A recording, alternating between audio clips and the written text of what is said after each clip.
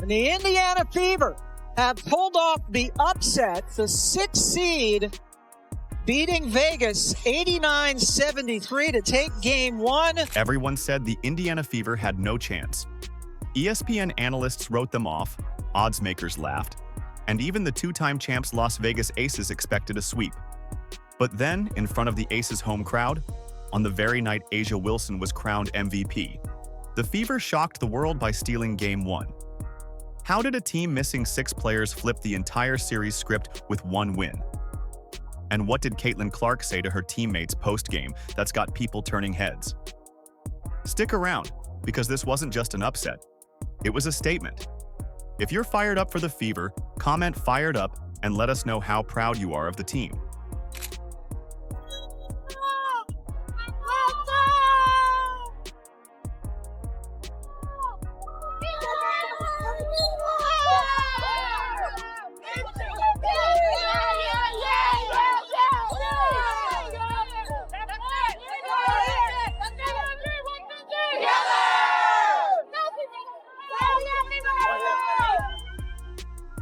What happens when a team enters the playoffs with 6 players out, no analyst giving them a real chance, and the two-time champions waiting? You get the Indiana Fever's greatest test of belief, a night that was supposed to belong to someone else, and yet somehow turned into their moment. Particular matchup, Aces Fever Game 1. We're not deciding the whole series right now, just Game 1.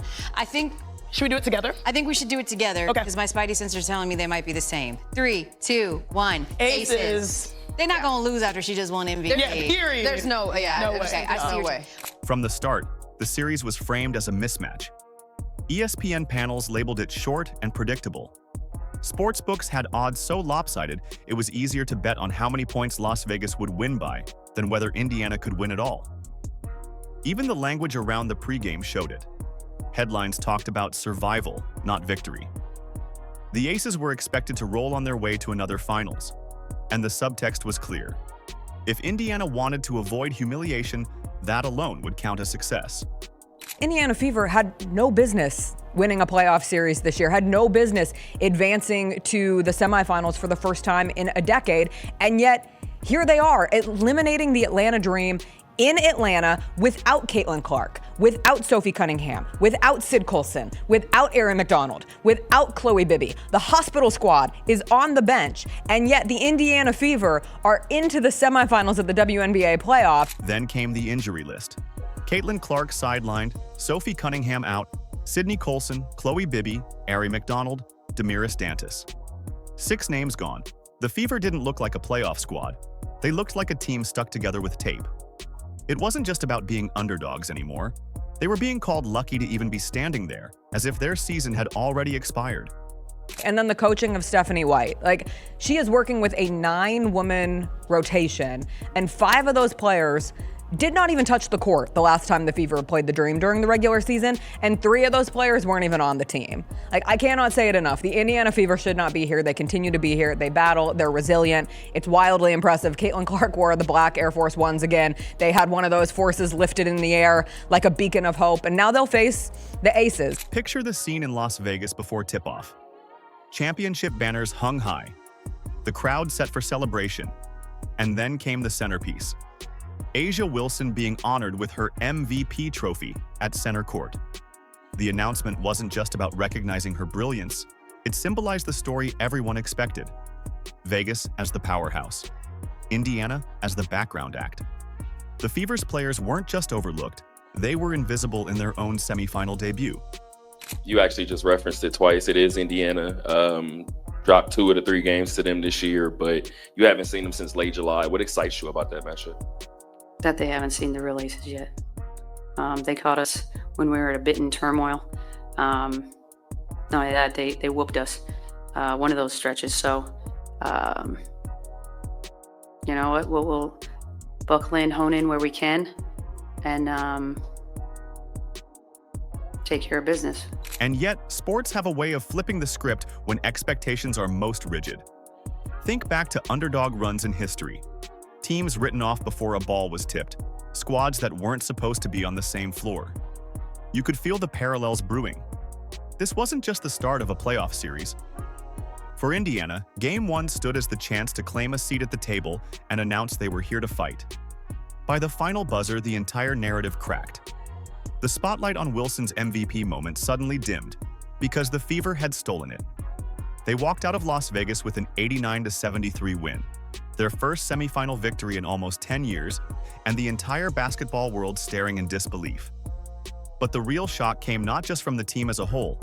It came from one player who turned the night into her own personal stage.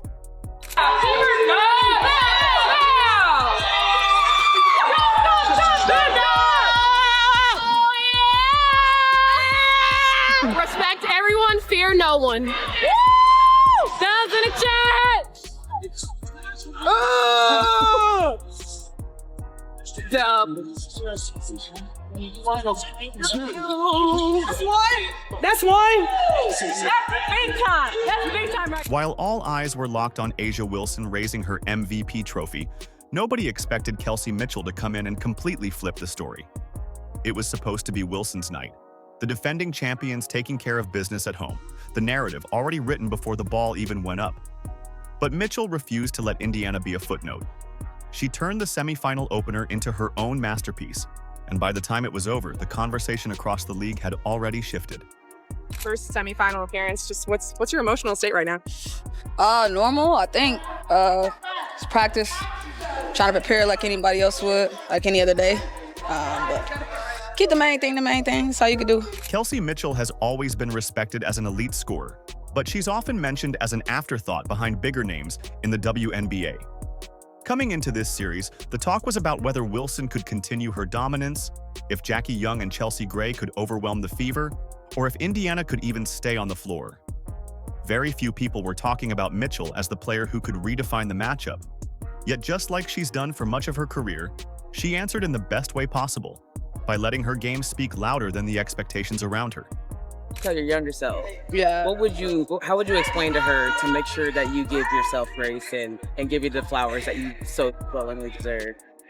Ooh, I think the best thing I could have done was, I had a long list. I wrote down a list of all the times I could have quit, been a pro, playing with the Indiana Fever. I wrote down all the people that wrote me off. I wrote it down on a list. I wrote down all the coaches that didn't want me around.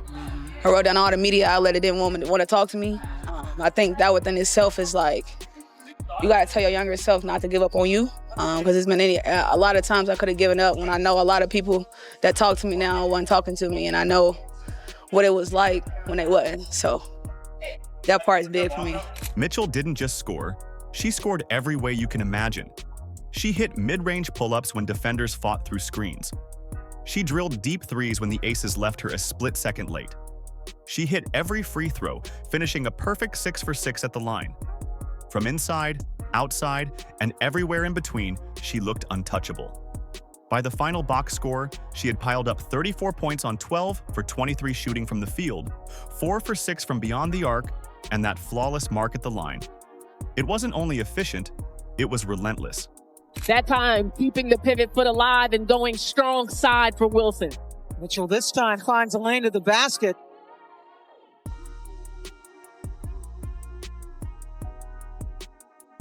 Inside to Turner. Nice look from Mitchell, which follows 5 Eastern time on ESPN. Mitchell. Lot of arc on that and a couple of bounces. That 34-point explosion wasn't just a big game, it was historic. No Fever player had scored over 30 points in a playoff game since 2012, and no one in WNBA history had ever dropped that many in their very first semifinal appearance. Mitchell's performance now sits alongside legends like Lauren Jackson and Cynthia Cooper, yet it goes one step further because she broke their record. Think about it. In her postseason debut at this level, against the champions, under the spotlight of an MVP celebration, she carved out her name in the record books. He's done that. 5-point advantage for Indy. Trying to go inside. Terrific defense by Mitchell to deny Lloyd. It's Mitchell, guarded by Evans. Screen from Turner. Kelsey Mitchell knocks down another shot. No one is accountable for Hall. Mitchell, come on. And even those watching from the sideline felt the weight of it. Caitlin Clark, sidelined by injury, had a simple but powerful reaction. Just 2 words sent out across social media. Kelsey unreal. No elaborate speech, no overthinking. Just respect from the sophomore phenom to the seasoned veteran who carried them when it mattered most. It showed how much Mitchell means to this team and how much her teammates recognize it. So who's going to step up and how can the Aces find an edge? Another good cut to the basket, this time by Turner. The Las Vegas Aces are running out of time because the Indiana Fever making passes with That's right. Boston. Triple team kicks it out. Kelsey, Mitchell. Even Aces head coach Becky Hammon, never one to hand out compliments cheaply, admitted post-game that they had no answer for Mitchell. That acknowledgement only underscored how much she took over every possession that night. It wasn't luck. It wasn't a fluke. It was Mitchell at her best, proving she belongs in every conversation about the league's most dangerous guards. But you could start on the defensive end. I mean, clearly we had no answer for Mitchell. Couldn't even attempt to slow her down a little bit. I thought it was really poor. Really poor. The symbolism couldn't have been louder. On the same floor where Wilson was being crowned as the league's MVP, Mitchell was staking her own claim. It looked like she was saying, "We've got a most valuable player too, and she's wearing Fever red, blue, and yellow." A career night, yes. But more than that, her 34 points represented Indiana's defiance, their refusal to accept a supporting role in the story. The Fever didn't just win because of Mitchell's outburst. They found their identity through it. And that identity didn't end with one scorer. The real heartbeat of this upset came from across the roster, with defense, hustle, and depth combining to frustrate the champions from every angle. Everyone expected Las Vegas to own the paint, to bully the Fever inside with size, strength, and an MVP presence. But instead, Indiana made defense and tempo their weapon, flipping the game in the one area almost nobody thought they could win.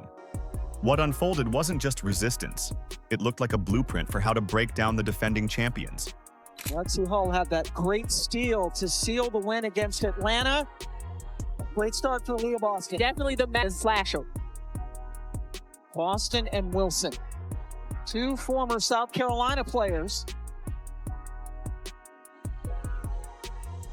Asia can't find the bottom of the net. 5'11". Odyssey Sims and Kelsey Mitchell 5'8". Boston up, under, and in. Really having her battle. Asia. The center of it all was Aaliyah Boston, and her assignment was one of the toughest you can imagine.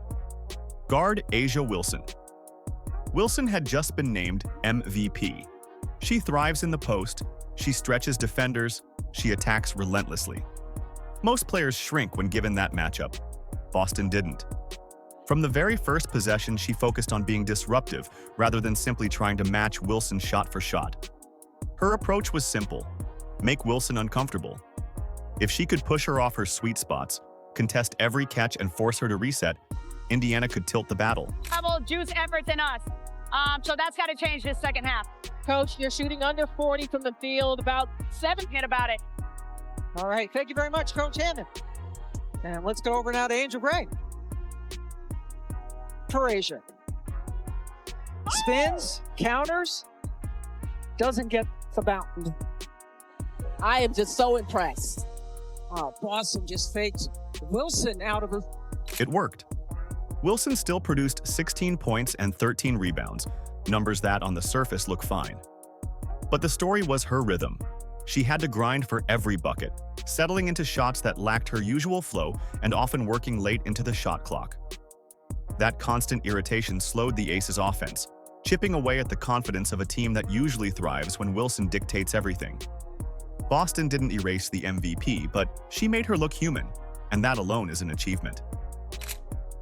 Lexi Hull had that great steal to seal the win against Atlanta. A great start for Leah Boston.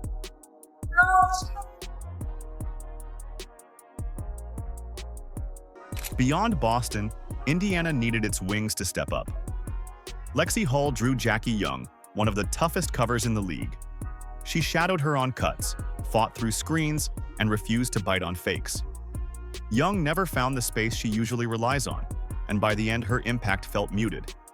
Hull added even more by knocking down clutch threes when Indiana needed them, proving her effort wasn't only about stopping someone else but also inspiring her own offense. First 5 minutes. One shot. Rebound. Stay high, stay high, stay high. We're good, we're good, we're good. Good job, Kels. Keep playing great defense. Yeah. Stay on the ground. Yep. Switch, switch, switch.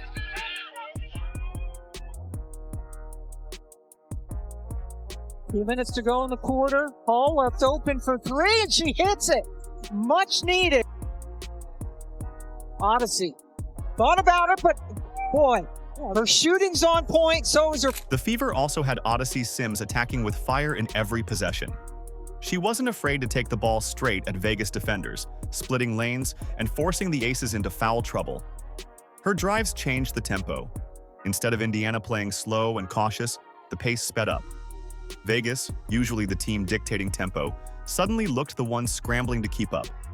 Sims had them reacting instead of controlling, and that shift fed into the Fever's defense getting set and locked in possession after possession. Good anticipation there by Brianna Turner. She's been on a couple WNBA all defensive teams, and she has really been key for them on that end of the floor in these playoffs.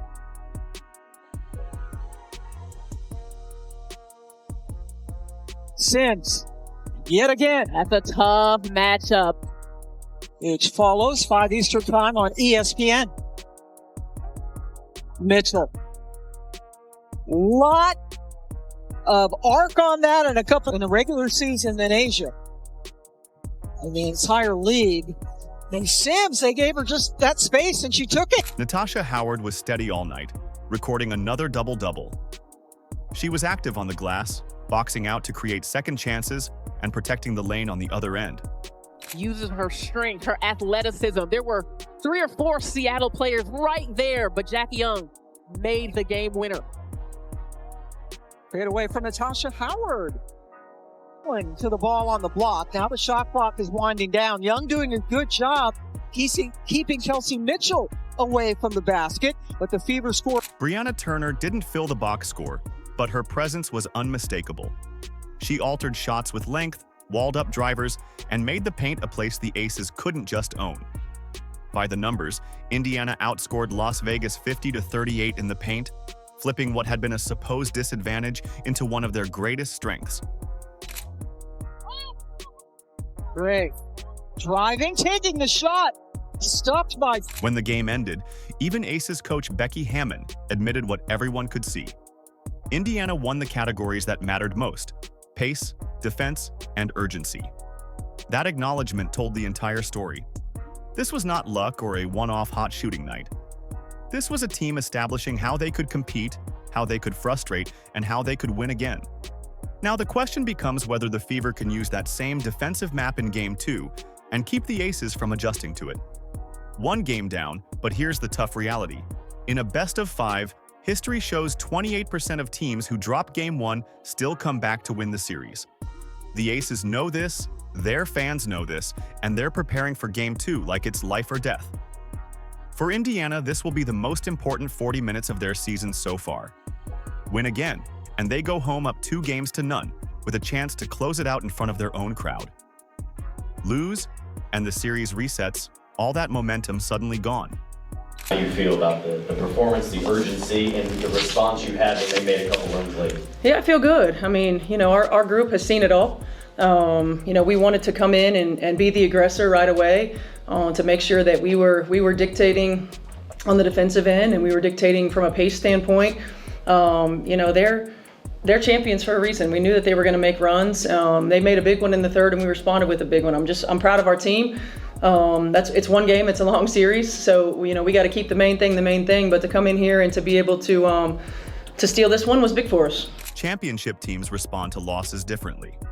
The Aces have been here before. They've faced early setbacks in past playoff runs and bounced right back by making adjustments quickly. That's their advantage. They know how to learn in hours what can take other teams weeks. They won't come out flat again. They will come out swinging. Asia Wilson especially will be hunting for redemption. She doesn't like being held down, and you can bet Las Vegas will make it a priority to put her in strong scoring positions right away. Jackie Young, who struggled against Lexi Hull's smothering defense, will also look to get loose on cuts, screens, and early offense before the Fever defense is set. And Becky Hammon has now seen what worked for Indiana.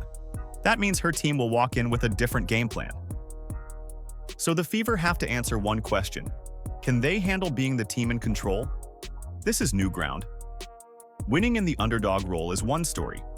Following it up with another win when the opponent is throwing everything at you, that's a harder test.